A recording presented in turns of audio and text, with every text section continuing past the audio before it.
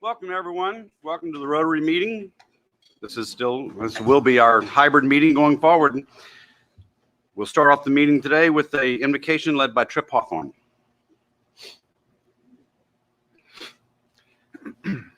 Acknowledgements to District 5040 Governor Chris Offer for this invocation.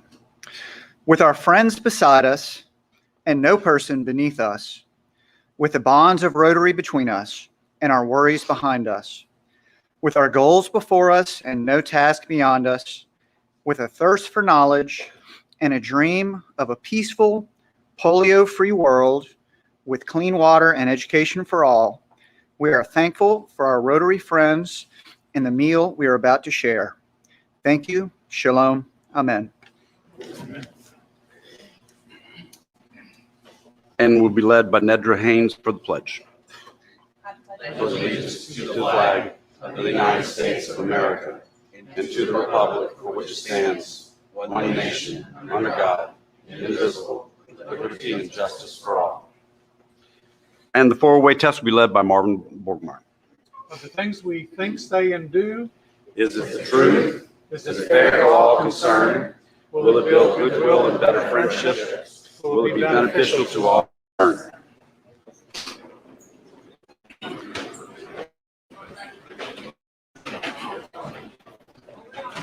Okay, I'd like to call Greg Wolverton to introduce our guest for today.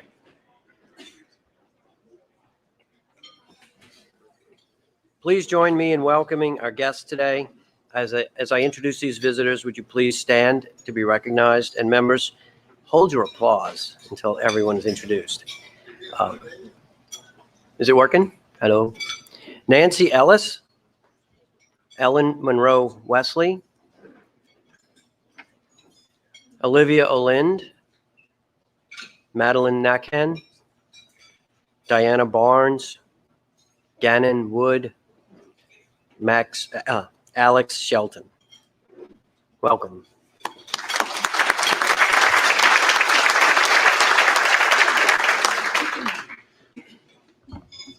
Okay, one of the things that presidents really enjoy is having a new member introduced. So Lynn, would you please introduce our newest member?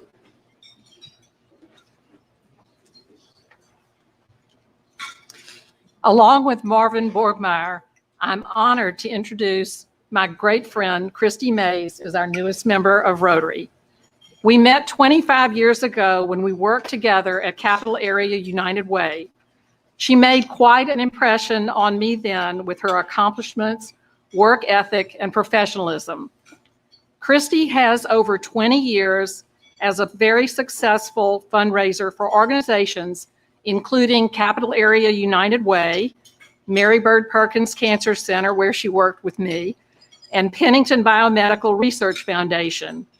She has a real gift for connecting people with their passions. Currently, she is seeking her next new adventure, leading community engagement efforts.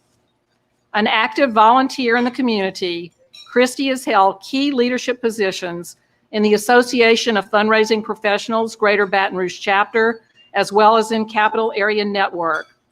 A recent graduate of Leadership Baton Rouge, Christy is well respected by her peers and a true leader who brings her many talents, energy, confidence, and enthusiasm into all that she undertakes.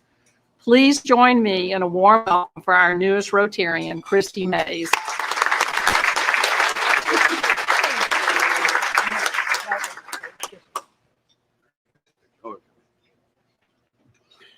Okay, so your head table for the day, from my right to your left, Nedra Haynes, Director of Development and External Affairs at the LSU Museum of Art. Lynn Weil, owner, Lynn Weil Consulting, retired. Christy Mays, from our newest member you just met. Marvin Borgmeyer, a manager, ExxonMobil, he is retired. I'm Haggai Davis, I'm your club president for 2 more weeks. Yeah, glad to get rid of him. Yeah, get the next guy in here. Veneeth Iyengar, our speaker, who will be more formally introduced. Greg Wood, Vice President, Gage Telephone Systems, and Trip Hawthorne partner, Keen Miller, your head table.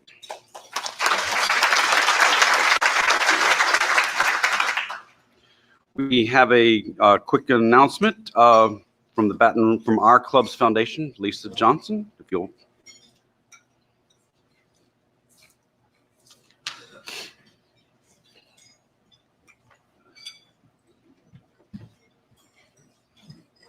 Good afternoon. So happy to see everybody's faces. Okay, so the Rotary Foundation had its last board meeting for this fiscal year last week. And so we wanted to recap to y'all exactly what we were able to do this year. So I am very proud to say that the Rotary Foundation was able to award $100,000 in grant to the following nonprofits in our local area. Arts Council of Greater Baton Rouge received $5,000. Junior Achievement of Greater Baton Rouge and Acadiana received $10,000. Junior League of Baton Rouge received $5,000. The Kids Orchestra received $10,000. Louisiana Youth Seminar received $10,000. Nexus Louisiana received $10,000. Opera Louisiana Inc. received $7,500. The Emerge School for Autism received $10,000. Salvation Army of Greater Baton Rouge received $5,000. The Walls Project received $7,500. The Young Men's Christian Association of the Capital Area received $10,000. Volunteers of America of Greater Baton Rouge received $5,000. And Young Entrepreneurs Academy of Baton Rouge received $5,000. As a foundation chair, I was so pleased and so happy to be able to work with everybody to get these grants out to everybody, considering what a challenging year it was for all small nonprofits to raise money. For all of us that I know serve on other boards and work and help raise money, I know that the money that we were able to award them had a really big impact on them. With that being said, I know that everybody received an email from Sherry last week about a catch-up donation from the membership for the dues, for donations to the Rotary Foundation. The last I heard, we have 30 members to commit to that catch-up. And I'm so pleased by that. So I hope that everybody will consider doing that, because that will just allow us to continue the give that we make. Because when I became a member of the board, we were giving, I think, $35,000. And now we have incrementally raise that to where we're at $100,000, and that is huge for us. So please consider doing the catch-up. And also, Rotary does have a program to where you can bequest directly to the foundation. So if you would like any of that information to where you can use that to discuss that with your estate planning, please get with Sherry and she can get you that information. Thank you very much.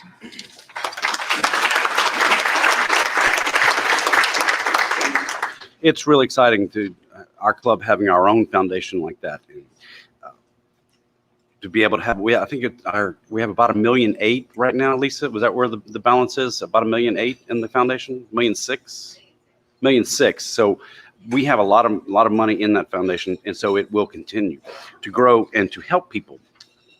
So that being said, get my eyes here. Next week, we will be once again here. Mark Ballard will be speaking to us about the legislative session and tell us what all happened. Obviously, we will still be on Facebook and YouTube Live. But we'd rather have you all here. So glad everyone is here. That being said, let's go on with the program. Greg, if you'll come introduce our speaker. Thank you, Haggai. Veneeth Iyengar is the Executive Director for Broadband Development and Connectivity for the state of Louisiana. He is responsible for coordinating efforts between federal, state, and local leaders to eliminating the digital divide in Louisiana by 2029. Previously, Veneeth was Assistant Chief Administrative Officer of City of Baton Rouge. In this role, he worked directly with Mayor President Broome on executing her mission of quality, innovation, and efficiency in partnership with the citizens of East Baton Rouge. In addition, he had oversight of Raising Cane's River Center, Baton Rouge Film Commission, and Mayor President's Veterans Advisory Council. Veneeth was the lead city parish executive from the mayor's office focused on economic development. He also co-chaired Governor John Bell Edwards' Resilient Louisiana Healthcare Task Force. He was named 40 under 40 by Baton Rouge Business Report, a Leadership Louisiana recipient by the Council for Better Louisiana, elected on the board of Pennington Biomedical Research Foundation in 2019 and was named chairman for Innovation Catalyst, an evergreen investment fund in 2019. You told me to keep this short, so and I have. So, but he received his master's in science and finance from Johns Hopkins University and his bachelor's in science and economics from Purdue University. Veneeth grew up in Baton Rouge, and he is a proud Louisianian. Fellow Rotarians, let's welcome our speaker today, Veneeth Iyengar.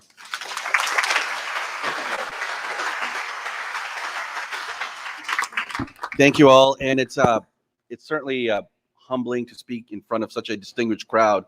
I remember when I was in high school at Baton Rouge High that I would often come through. I think Interact was the local club there, and would often come and really be in awe of all the speakers, and said, look, it's my bucket list one day to come and speak, and now 20 plus years later, I am here. So greatly appreciate the opportunity. The second is, and I don't want to belabor to folks that are here and the folks that are listening, sometimes we could take for granted these kinds of events and the importance and impact that connecting with each other and what comes out of these meetings after hearing from a speaker, we take those things for granted. And I'll give you a perfect example of the power of Rotary and the power of this club. It was February of last year that the folks from Ochsner invited Mayor Broom and I to come and serve as Warner Thomas's guest. In fact, it was one of the last meetings that y'all had, I think in mid-February, right before the pandemic started. And so Mayor Broom and I were sitting at the very front of the table, and Warner was talking about his vision of really addressing the challenges that folks throughout the state had in accessing basic primary care. And I said, well, wow, I mean, that's a challenge in North Baton Rouge. It's always been an issue in places that are whose majority household income is significantly less than in the urban areas. And I said, Mayor, I think we need to make a play and be as aggressive as we can with Warner to convince them to invest in North Baton Rouge. Several months later, we got him to do that. And it was through this meeting, February of last year, that we were able to get him to invest in North Baton Rouge. And I think they're expected to see 10,000 patients in North Baton Rouge. So really hats off, tip of the hat to all of you guys for the impact that Rotary has. I want to also highlight a special mic. So the guest that I brought over today, Representative Daryl Desautels from Avoyelles. Representative Desautels has really been instrumental in driving all things broadband throughout the state. He's one of the few legislators, I would imagine, that has decades and decades of deep expertise on an issue which I think is going to be, which I believe is going to be critical towards our competitiveness as a state for years and decades to come. So thank you, Representative Desautels, for coming. And then David Aubrey, who's a senior executive at AT&T. I'm sure you know all of him, and he knows all of you. But he plays a critical role in really ensuring the success, along with our colleagues from Cox and with all of you guys, in ensuring that the folks here in Baton Rouge, but also throughout the state, are successful in getting the kind of broadband speeds that we clearly need. So thank you, David. Thank you, Anthony and Aaron, for all of your efforts. So with that, I wanted to spend a few minutes on how we're framing the challenges that we have with regards to broadband in the state. As I mentioned a few minutes ago, this whole broadband thing wasn't an idea that we had suddenly coming out of the pandemic. In fact, it was Governor Edwards in late fall of 2019 through an executive order where he created the Broadband for Everyone Louisiana Commission. And so that was months and months and months before everything shifted to home when it comes to our ability to live and our ability to function. At the same time, Representative Desautels clearly recognized at the session last year that our ability to be competitive and our ability to be successful in life in Louisiana would be throttled if we didn't have a purposeful broadband office. So through his legislation that he drafted with Senator Beth Mizell out of Washington Parish, they came together, created legislation to create the Office of Broadband and Connectivity. and the governor signed it. And so our office functionally sits within the Division of Administration. Our office started March 29th of this year, and I report to Jay Darden in this job. So, so just a couple of things as we start to frame out really what the three biggest issues we have in the state of Louisiana. So we asked McKinsey and Company to do some, using secondary analysis and secondary research, to do some top-down analysis on how many households in the state of Louisiana lack basic broadband. How many of those folks can't afford it?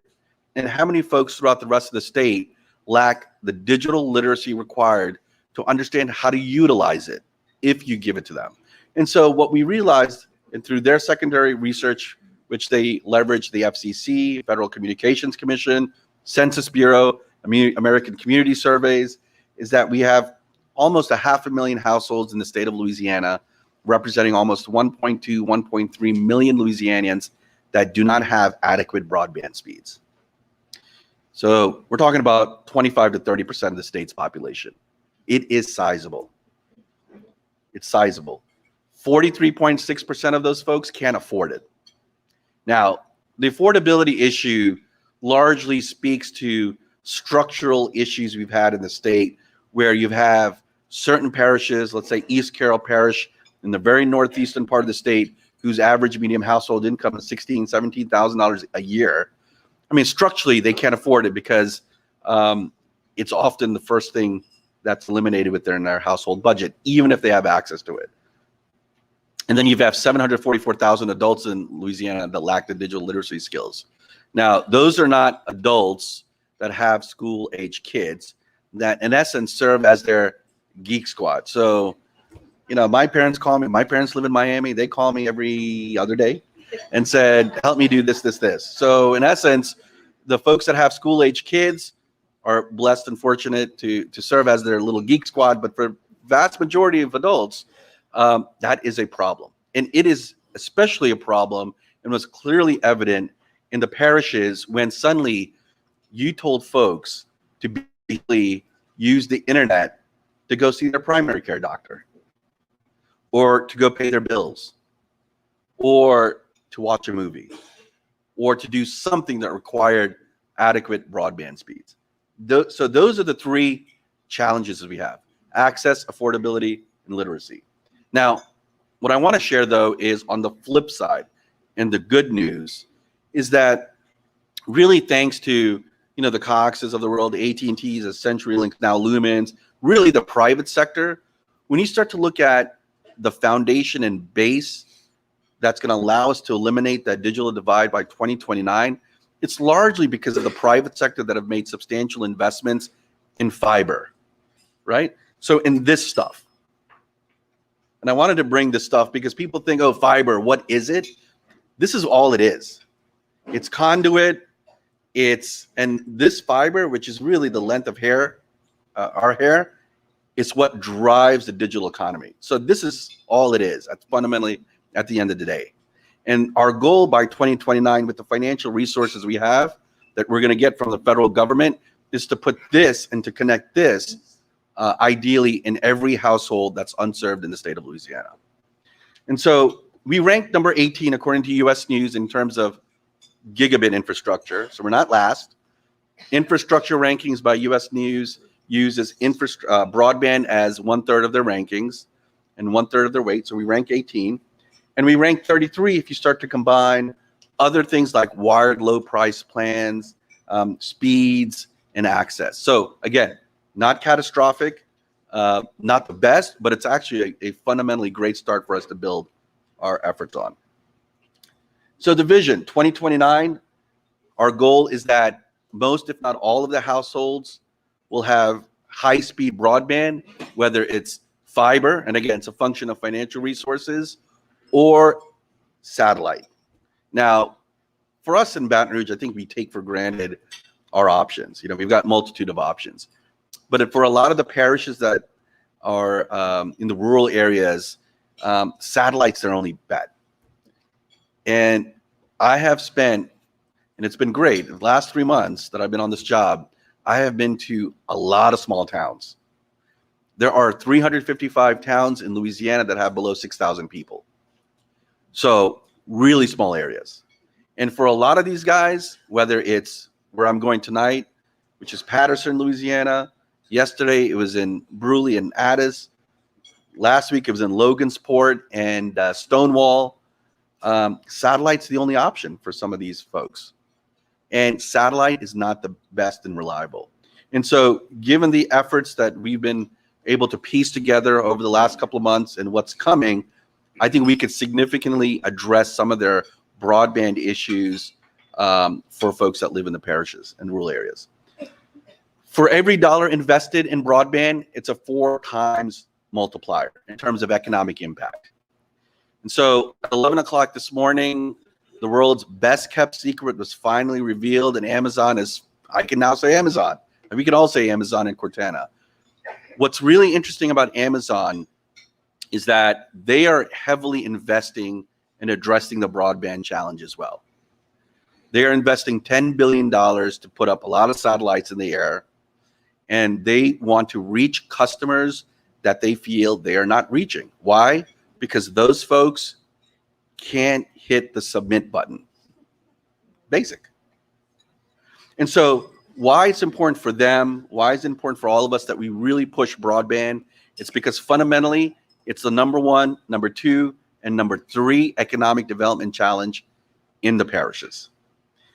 Second bullet point I wanted to focus on our efforts. There's a lot of money focused on broadband. There's just a lot of money coming from all sorts of different places from the federal government. The state of Louisiana, through the American Rescue Plan that President Biden signed in March, the state's getting $3 billion. The parishes, towns, villages, every nook and cranny is getting $1.6 billion. They can use that money for water or sewer or broadband, and within broadband, they could use it for infrastructure, addressing affordability, and addressing literacy. In addition to that, we've got our state broadband grant program. In addition to that, you've got 26 other federal programs focused on broadband, whether it's for the farmers, whether it's to address rural health care, whether it's to address issues around literacy or affordability. You name it, there's a federal program. Then the last bullet point is, if we were to assume in the Biden infrastructure bill, which he has currently $100 billion for broadband, if you were to assume the Republican counter, which is $65 billion, regardless if it's $100 billion or $65 billion, Louisiana stands to get an additional $1.2 billion over 8 years to addressing broadband. So that's why I feel bullish that we could solve this problem, because I think for the first time, we've got the financial resources, but I think more importantly, there's absolute alignment between the state, the legislature, every parish community leader, every nonprofit leader, every school board leader, you name it, there's complete and total alignment, whether you live in urban or rural areas, that broadband is something we need to solve, and we need to solve quickly. So very tactically, and I'm going to just highlight some of the key solutions that are right in front of us. Late last year, the Federal Communications Commission, through a reverse auction, is awarded 13 companies in Louisiana $342 million to provide high-speed broadband to 175,000 households throughout the rest of the state. So currently, where are we today with those 13 companies and their plans? They're currently getting their technical forms or their business plans being evaluated by the FCC. We're hopeful by the end of this year, those will get approved. Construction begins next year. They have a 6-year obligation to build the entirety of that network. The second quiver in the arrow is the bill that Representative Desitel authored, which is to create a state broadband grant program for the first time in history. And so we went from 0 financial resources at the state level on broadband now to potentially $180 million, that our office currently is drafting the rules and drafting the guidelines and criteria to push out in September of this year. And so that's our goal. September of this year, push that broadband grant program out, and hopefully get the results by the end of the year, so that construction phase starts to begin. If you were to combine that FCC program late last year with the $180 million from House bill, if executed in the way we are thinking about execution, we're talking about $560 million over the next 5-6 years. That's going to be invested in broadband, in addressing that access issue.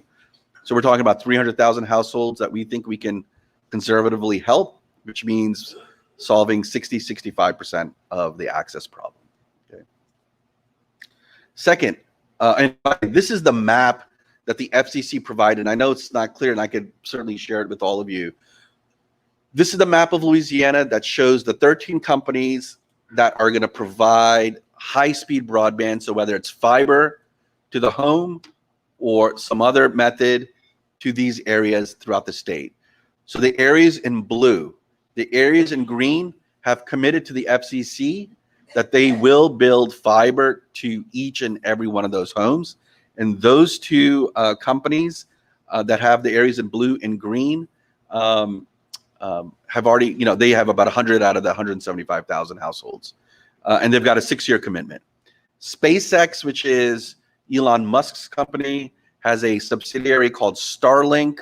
And Starlink is, I think, the third largest group that has the most number of households that they're going to cover. And they've got areas in the very southern part of the state, the middle part of the state, northwest and northeastern part of the state. So we're actively talking to Starlink about how we can make their products affordable for those 30,000 folks. So this gives you a really good idea of the geographical spread that these 175,000 households make up that's going to help address the broadband issue. Affordability. So we talked about access. Next is affordability. 43.6% of the folks can't afford it. There is a lot of financial resources federally being driven to help us address the affordability piece.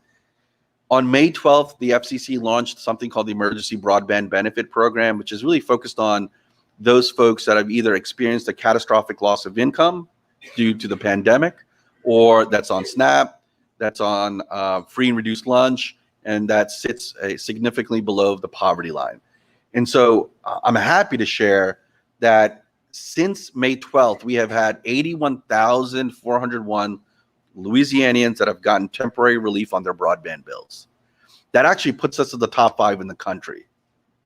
And so that's really a function of pushing and driving out the importance of affordability and for that aligned message to occur across the state in terms of making sure that people are well aware that there are programs focused on this benefit program. The state of North Carolina and the governor's staff in North Carolina reached out to us last week, and they're quite intrigued why we have our numbers so high. And so we're often sharing information through the National Governors Association and through the feds, what we're doing in terms of best practices with other states. I will say we're a little bit ahead of Texas for the first time. I had to say that on broadband. So that's where we are on the affordability piece. On July 1st, the FCC is going to launch something called the Emergency Connectivity Fund, which is really a measure to help and another benefit program to help folks afford devices, right? So computers, Chromebooks, et cetera. And so we're working on a partnership at Starlink there, which is Elon Musk's company, to see if we can use some of that emergency connectivity funds to help pay for that set-top boxes and those kits and for 1 year of service. The last is on the literacy piece. And this is where it gets really interesting, namely because most of the federal funds are focused less on literacy, which then compels our office to come up with some really unique public-private partnerships. And I'll tell you, this is probably the most difficult aspect to crack, namely because we have to understand on a parish-by-parish perspective how many of the folks that are between 16 and 65 years old lacked basic digital literacy skills that are required to best utilize broadband. I mentioned earlier 355 towns below 6,000 people. Typically in every small town, you're going to find what? You're going to find a library. You're going to find maybe a primary care clinic. You're going to find an LSU Ag Extension office. you're going to find a high school, you're going to find a community college. So Monty Sullivan, LCTCS is in 57 out of 64 parishes. Trusted local anchors. What else do you think you guys can find in a small town that's below 6,000 people? Church? Dollar store. Dollar store. Dollar General. Yeah. In every small town, if you start to pay attention to the dollar stores and Dollar Generals, they've got one big problem.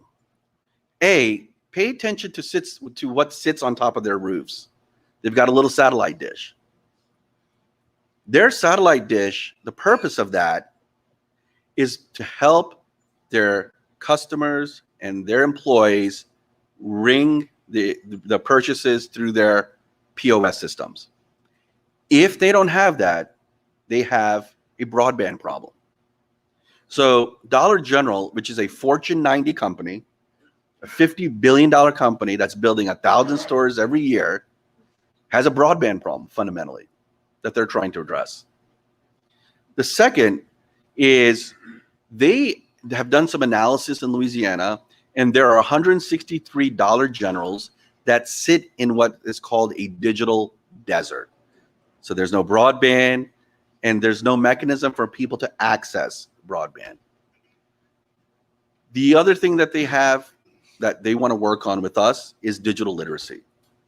Because I think you could start to create behavior change among folks that live in the rural areas, wherein we could train folks on basic literacy skills. Maybe you get trained at the LSU Ag office. The instruction is beamed in by someone from LCTCS that lives in Bossier or Shreveport. And for folks that get that certificate, they redeem that at a Dollar General.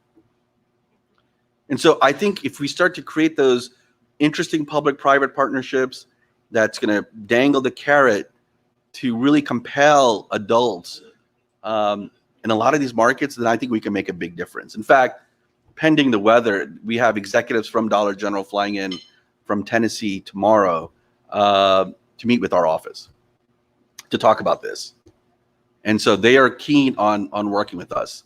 So that's something that we're really looking at is in a lot of these small towns, rather than recreating the wheel, let's really take advantage of the assets that exist. Water towers, anything that's government owned, right? Let's look at the church, the school, and you could effectively piece together a really interesting broadband plan taking advantage of all those assets to help address access, affordability, and literacy. Okay. So the last slide that I wanted to share is where we are as an office. So we're moving as quickly as possible. The challenge with our office, which I enjoy, and I'm having a lot of fun with this, is the fact that it's not like I'm sliding into someone else's role. So there isn't a whole lot of precedent. So we have to create the office from scratch, create the vision, the mission. You have to hire folks. So I'm going to be fully staffed up, which is really 2 more people by Tuesday. And I have a governor's fellow that's assigned to us over the next 9 weeks. So we're going to have 3 FTEs, full-time employees, including myself, plus 2. One is going to focus really on the rules and the creation of the rules and the administration of the grants. The other is a policy analyst to understand and help us develop these really innovative public-private partnerships. But we'll be fully staffed by Tuesday, which is going to be a really big help. The second is there is a huge knowledge gap that exists, especially when we travel throughout the state, in terms of people's awareness of what is and isn't broadband and why is it important. So when people think of broadband, they think maybe only fiber, but there are other options. When people think of broadband, they think of only satellite, but there are other options. So we're creating a broadband toolkit to help parish leaders, to help folks understand how to start, where to start, and who they need to start to put together as a sort of a broadband team specific to their parish. The challenge is it is really difficult to create a one-size-fits-all broadband plan for the state because what works in St. Tammany is going to be far different than what works in Avoyelles. It's going to be far different than what works in urban parts of Jefferson Parish and in Grand Isle. So similar to healthcare, where everything is local, it's broadband. So there's going to be different approaches to solving this problem in a lot of these parishes.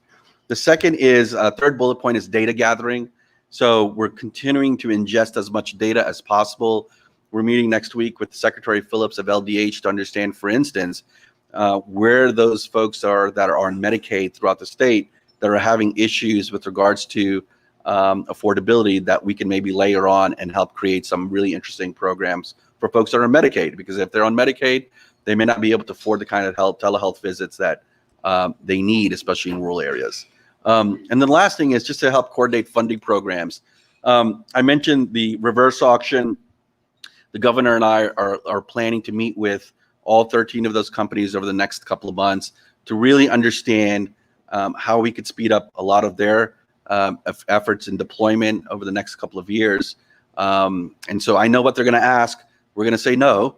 They're going to ask for money, and we're going to say, well, your guys are getting money. Let's see if there are other things that we could do to be helpful in accelerating their efforts. And then the last is to really coordinate with all the federal pots of money, because again, there are 26 different pots of money. Certain pots of money may make sense in certain areas, may not make sense in other areas, but that's something we're going to do as we continue to work with a lot of our parish leaders. So with that, I'm happy to answer any questions.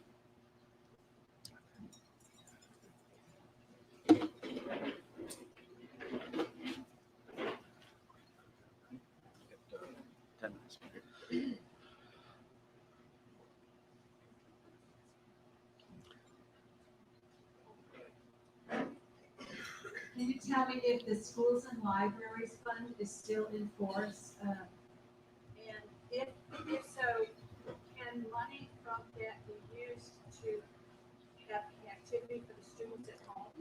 Yes. So you know what? I'm going to call Representative Desatel, maybe put him on the spot because he was in this business. So maybe you could talk about the role schools can play with regards to broadband. Thank you. So I think you're referring to the E-rate program. So currently, the USAC, who administers that program, is modifying the rules. So in the past, you could not do any of that. You could not purchase any devices. They couldn't do anything from home. They are modifying the rules to start to allow some of that to happen. So it's really exciting. I think we're going to see some of that happen very shortly, where kids will be able to utilize some of the assets that those schools and libraries currently have, and are getting funded through the E-rate. Yeah. So look, I'll tell you, based on conversations I've had with the National Governors Association and the folks in DC, every rule for every federal program that applied before the pandemic is effectively being rewritten. Largely because the relevance of some of those programs before the pandemic, given the new reality of where we are, doesn't apply. So as the rep said, everyone's actively going back to the drawing board to modify and tweak federal programs to addressing this. A second question, what are you doing to help the literacy of those over 65? So that is a good question because my folks are over 65. You know, I think the same techniques and the same challenges that a 35, 40, 45-year-old, frankly, especially given the National Center of Education statistics that we got, really applies for anyone above 65 as well.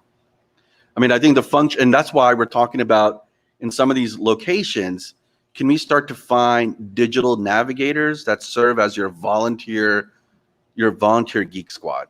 Could that be someone from the church, someone from the police juror, right? Someone from your community college that, you know, can provide sort of office hours to help folks that are above 65, but even folks that are below 65 with basic technical help. We're not talking about coding and programming. We're talking about basic literacy. You know, what happens if my, modem gets cut off? How do I reset it? The printer doesn't work, basic things like that. And so that's part of the conversation on leveraging Dollar General, given where they are. I'm going to show my ignorance about technology with this question. What about hotspots? Are they not accessible for people to use in areas that are, hey guys, shaking? No, I can answer that.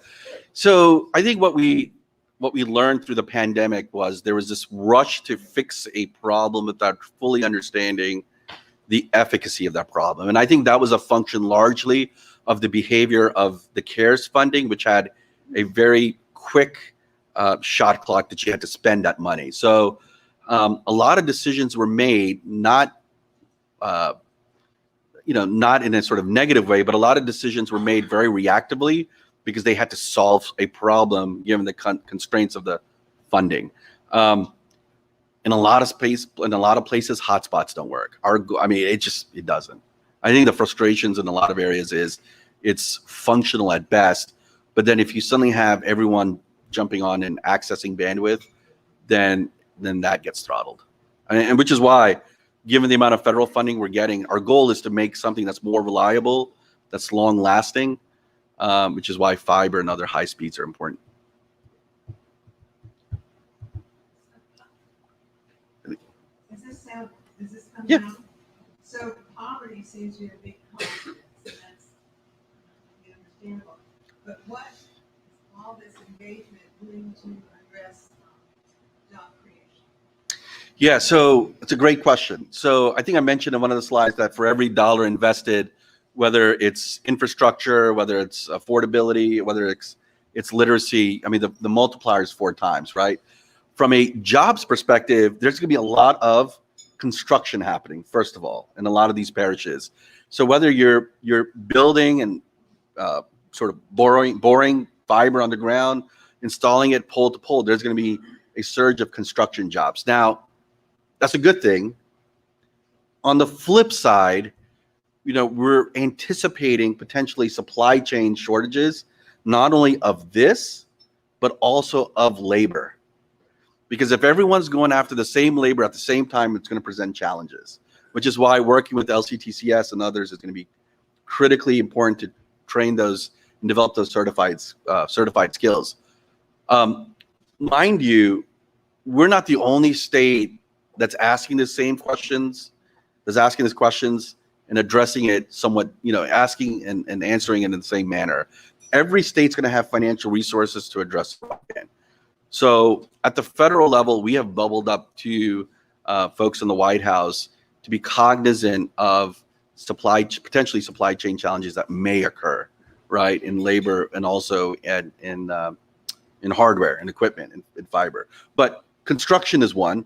The second is, it's understood that the better educated workforce, then the likelihood that they're going to stay in the state. I think part of the frustration, especially that folks that live north of I-10, Alexandria, Northeast Louisiana, West Central, was that historically the population was 50-50, folks that live north of I-10, folks that live out south of I-10. Now that's 1/3, 2/3. So either people are moving south or leaving. And so for a lot of these towns, we need to do whatever we can to retain them. And singularly in a lot of these places, it's installing connectivity. So part of my question was aimed, are we going to be bringing a lot of people in for jobs from out of state? Are we going to be developing people? Yeah, so the skills in state? So we have to do a sort of a student body left in building those jobs locally in Louisiana. That's a really good question. I don't know. The impact is it's in a year from now we could probably have a better understanding of how many jobs truly will be created based off the amount of investment we're making in broadband. But when it comes to, is it 50,000, 100,000, 150,000? I don't know yet, but I can get back to you. Yes. Yeah, so I want to applaud your efforts to bring broadband to the rural communities and poverty.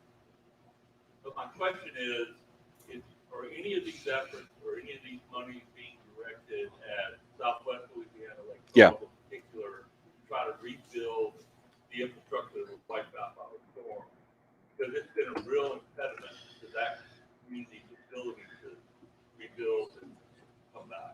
Yeah, so I was actually in Calcasieu last week or 2 weeks ago. If you look at this map, again, a lot of the areas, which is what Calcasieu, Cameron, the Acadiana area, are going to get some of the RDOF money, which is really fiber connectivity and satellite, right? In Southwest Louisiana, in the conversations I've had with the mayor, the police jurors, it is a challenge. And so that's why we're trying to create as many different modalities of technologies, whether it's satellite, whether it's fiber, that we can bring to area. Fortunately, Lake Charles is covered really well. The issues in and around Lake Charles is largely affordability. And that's what the folks in Calcasieu said. There is a big company called Sunlink that sort of stubbed their toe a little bit from a customer service perspective in Southwest Louisiana. And so they're rebuilding in that area. They're investing 150 million, but they fully recognize that they need to improve their customer service as well. And so they're looking at hiring 400 people to addressing that. I've challenged them to hire as many of those people in Louisiana, because if we're talking about remote workforce, broadband, it sort of behooves them to hire as many of those people in Louisiana as possible, wherever they may be in Louisiana.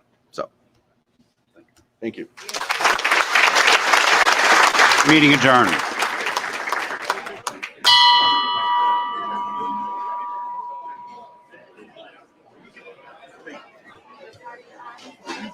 My pleasure.